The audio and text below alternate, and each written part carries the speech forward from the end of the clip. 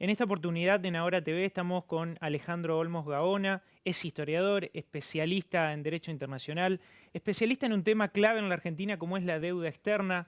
Obviamente es hijo del histórico político Alejandro Olmos, que ya denunció en su momento, en 1982, la deuda ilegítima y fraudulenta de la Argentina. Él ha continuado obviamente con el legado y las críticas, y es por eso que hoy lo traemos aquí como para hablar de esta situación que todavía sigue vigente, obviamente. Muchas gracias por la invitación para hablar de un tema tan complicado, ¿no? En principio, un número clave que a lo largo de la historia no ha quedado tampoco claro, más que nada ahora. ¿De cuánto es la deuda externa en total que tiene la Argentina? Bueno, Cristina Kirchner dejó en 2015 una deuda pública total de 240.000 millones de dólares con un porcentaje de deuda externa que era alrededor de 80.000. El gobierno de Macri, en 3 años, esa deuda pública de 240.000 millones la llevó al 31 de diciembre a 332.000 millones, con un endeudamiento externo neto que excede los 120.000 millones de dólares. Y estamos hablando al 31 de diciembre del 2018, sin contar estos últimos 5 meses, donde ha habido nueva emisión de letras en dólares, que por supuesto, y además sin contar 28.000 millones de dólares del Fondo Monetario, cuyas entregas se han producido este año y falta en el 2020 un stock que es lo que va a quedar, ¿no? O sea que si incluyéramos nada más que el fondo, la deuda hoy es de 360.000 millones de dólares. Una cifra absolutamente impagable. La Argentina no tiene posibilidades de afrontarla y tendrá inexorablemente que reestructurarla en el 2020. Justamente en ese punto, uno de los temas sensibles que se están tratando de cara a las elecciones son los precandidatos que se están presentando, es si van en principio a pagar la deuda, es uno de los puntos que quiere tratar de averiguar el FMI respecto de los que se presentan como posibles candidatos para estas elecciones. ¿Usted cree que hay que reestructurarla concretamente, independientemente de aquel que asuma el 10 de diciembre de este año? Y es que es inexorable, la Argentina no puede pagar. La Argentina no puede pagar porque en este momento tenemos 67.000 millones de dólares de reservas en el Banco Central que están absolutamente comprometidas a través de las LELIQ emitidas, el swap con China, los pases pasivos. Si uno hace un análisis de reservas y de lo que debe el Banco Central, están así, y yo diría que hay un poco más de lo que se debe de lo que existe, por un lado. Por otro lado, el Estado ha pedido el crédito al fondo para pagar. Se termina el crédito del fondo y va a tener que seguir pagando. Este año, de acuerdo a la ley de presupuesto, tenemos 15.000 millones de dólares para pagar. Es decir, el año que viene hará una cifra mayor y en el 2021 también. Entonces, ¿qué pasa? Como diría un gran jurista amigo que fue juez de la Nación, el doctor Rosada, hay un partido de la deuda. Ningún dirigente político de los que tienen posibilidades de acceder al poder habla de cuestionar la deuda, de investigarla, de decir, bueno, hay cosas que habría que pagar y otras que habría que cuestionar.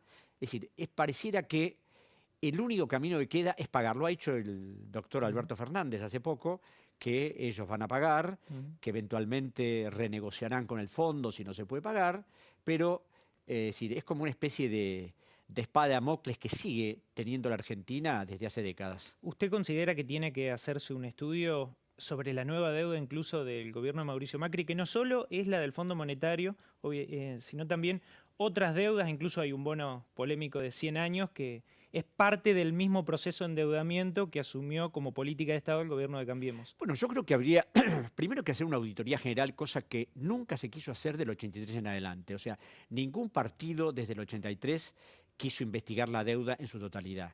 Y respecto a la deuda de Macri, es más que evidente. ¿Por qué?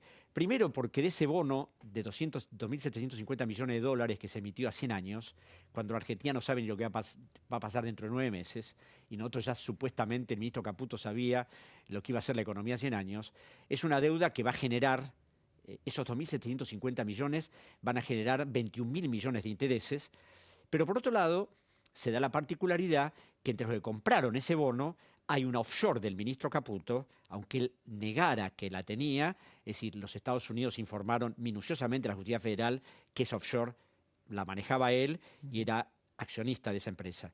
Por otro lado, entre las cosas que no funcionan, que no trascienden, digamos, hay una denuncia efectuada, una imputación penal efectuada por el fiscal federal Federico Delgado, que es el titular de la Fiscalía número 6, donde a través de una auditoría del Banco Central determinó que cuando se arregló con los buitres y en las emisiones posteriores, intervinieron el ministro Luis Caputo, el subjefe de gabinete Quintana, el actual secretario de Finanzas de la Nación, Santiago Bausili, donde por un lado se emitían bonos y por otro lado empresas vinculadas a ellos los compraban.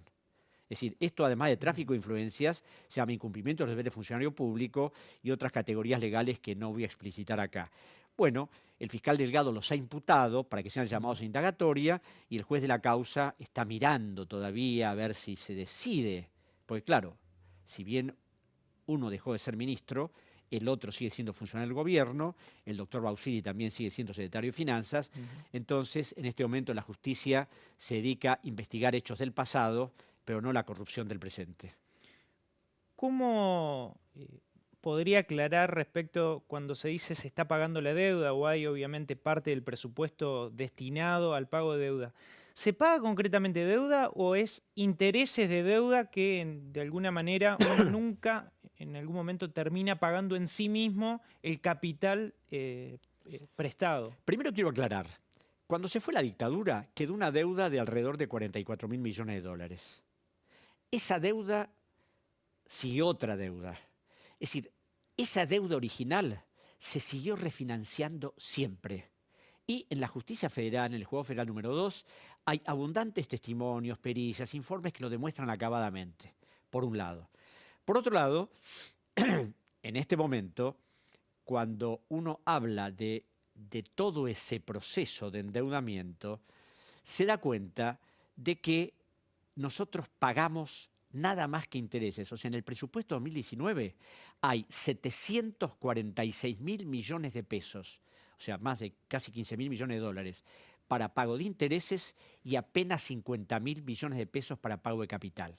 Y esto tiene que ver con, diría, con el viejo sistema de lo que es la usura, ¿no? Al usurero le interesa que el deudor le pague a perpetuidad intereses, porque si le cancela la deuda, deja de recibir esos réditos. Es un poco la base del capitalismo, en definitiva, Exacto. que se sustenta a lo largo del tiempo. Digamos. Exacto. Y yo me acuerdo que Martínez de Oz, nuestro ex célebre ministro de Economía, cuando fue a declarar en 1984 a la Cámara de Diputados por la expropiación de la Ítalo, hablando de todo el problema del endeudamiento, dijo, la deuda no se paga nunca. Lo que se pagan son los intereses. Lo que no dijo Martínez de Oz es que a través de este sistema de deuda perpetua significa que la Argentina esté condicionada por los acreedores, por el Fondo Monetario, por el Banco Mundial. Pues claro, es decir, si uno debe y pide nueva plata para pagar plata vieja, tiene que aceptar los condicionamientos del acreedor. ¿Qué opina cuando el kirchnerismo destaca que durante los años que fueron gobierno hubo una política de desendeudamiento? Bueno, yo eso lo he cuestionado mucho. Más allá de que esta es cuestión de materia opinable, acá hay una realidad. Nosotros pagamos a los bancos extranjeros endeudándonos con agencias del Estado. El Fondo de Garantía de Sustentabilidad del ANSES, el Banco de la Nación, el Banco Central y otros. Es decir, pagamos deuda fraudulenta sacando activos de la Argentina. Ahora, esa deuda que contrajimos con esas instituciones no es deuda que no haya que pagar. El problema es que, por supuesto, es más fácil.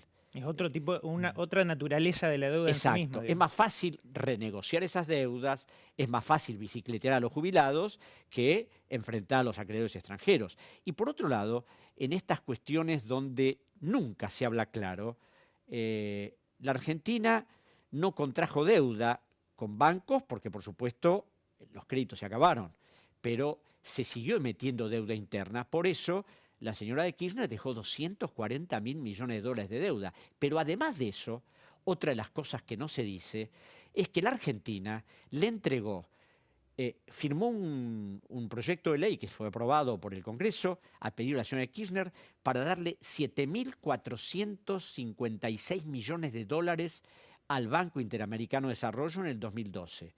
Al Fondo Monetario, alrededor de 5.000 millones de dólares en derechos especiales de giro para capitalizar nuestra cuota. Y al Banco Mundial, en el 2014, alrededor de 1.000 millones de dólares. Lo grave es que cuando la señora Kirchner hablaba de que estas instituciones financieras nos habían perjudicado, cosa que era exacto, habían sido partícipes de todos los planes de ajuste estructural que condicionó nuestra economía, en los proyectos de ley que mandaba al Congreso hablaba de manera notable de lo buenas que eran las instituciones. Hablando, por ejemplo, que el Banco Mundial quería establecer el pleno empleo, que el Fondo Monetario trataba de arreglar los problemas monetarios de los países y que el Banco Interamericano de Desarrollo quería eliminar la pobreza, cuando sabemos perfectamente que en la Argentina nada de eso ocurrió. Entonces, el doble discurso, al pueblo argentino se le dice una cosa y en lo que se firma se pone otra. Con este estado de situación de la deuda externa, con la recesión que está atravesando la Argentina y todavía las políticas de ajuste que se están planteando actualmente, ¿qué perspectiva ve en el corto plazo respecto de la situación de la deuda? ¿Cree que se puede caer en default o no? Yo creo que estamos técnicamente en default, porque la Argentina no puede pagar sus obligaciones. Entonces recurre permanentemente a solicitar plata para pagar la plata que debe. Y la prueba es lo del Fondo Monetario. Si nosotros no hubiéramos tenido ese descomunal auxilio del fondo, la Argentina no tenía posibilidad de pagar. Ahora, ¿qué pasa? Esto significa pagar a unos y deber a otros.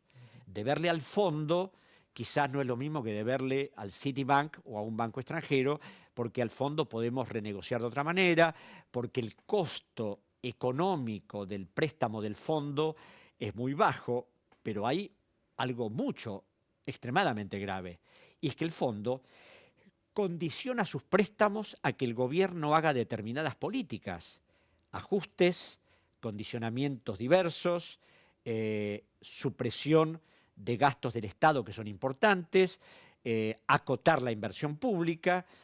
Entonces, que esto no es que el fondo lo puso en la carta de intención. Cuando el fondo hizo un informe del artículo 4 hace un año, o sea, en el 2017, ya decía lo que tenía que hacer la Argentina. Y ya mostraba que la Argentina, como siguiera haciendo estas políticas, es decir, no iba a conseguir plata en ningún lado. Entonces, cuando el gobierno recurrió desesperadamente al fondo, el fondo no iba a decir algo distinto de lo que se había puesto. Entonces le dijo, señores, acá hay que acabar con determinadas políticas, hay que suprimir empleos, hay que rehacer ajustes que ustedes no están haciendo y, por supuesto, terminar en lo que estamos viendo que usted ha señalado acabadamente.